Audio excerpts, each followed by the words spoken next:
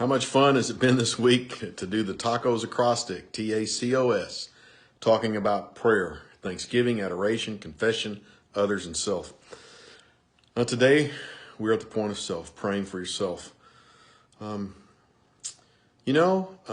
James chapter 4, starting in verse 2, tells us the problem with praying. Number one, we have not because we ask not. So be sure and ask God. Be sure and pray.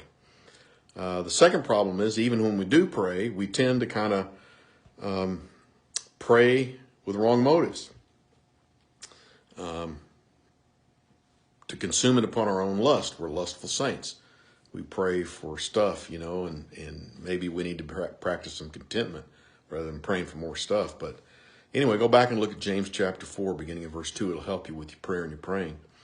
The other thing that I would mention would be, notice if you would please, the next time you're in a group, maybe it's a small group, Sunday school class, home group, cell group, and you take prayer requests and you come to the end of the class of the group time, and who's got a prayer request? Time and time again, it's so much easier for someone to say, pray for my mom, she's sick, pray for my cousin, she's going through a difficult time, pray for my brother, if you're a young person or a student, he's not doing well in school. It's much harder for us to open up, be more vulnerable, and say, yeah, pray for me. I'm struggling. Just pray for me. So remember that. It's okay, to have people pray for you. A second thing would be, we actually have examples of, the Apostle Paul making requests, pray for me. Colossians chapter 4, verses 4 and 5. Ephesians chapter 6, verses 19 and 20. Again, I repeat the references. Colossians 4, 4 and 5. Ephesians 6, 19 and 20. They're very similar in the request. Paul says, pray for me, that the Lord might give me words, that the words would be clear, that they would be the heart or the message of the gospel, proclaiming the mystery of Christ, and then I could do so boldly, do so fearlessly.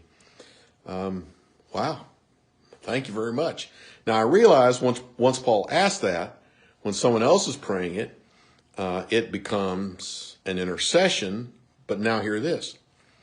Before you ask anyone to pray for you that becomes an intercession, make sure that you have prayed for it yourself. You've made it simply and truly a matter of prayer. Here's a great example. Psalm 19, the close of that beautiful psalm. The psalmist says, who can understand his errors? Cleanse thou me from secret faults. Keep back your servant also from presumptuous sins. Let them not have dominion over me. Then I shall be upright, innocent of the great transgression. And let the words of my mouth and the meditations of my heart be acceptable in your sight, be pleasing in your sight. O Lord, my rock and my redeemer. O Lord, my strength and my salvation. What a great prayer for yourself. May the words of my mouth, the meditations of my heart be pleasing to you, O Lord, my rock and my salvation. Don't hesitate to pray for yourself. God bless you. Have a good evening.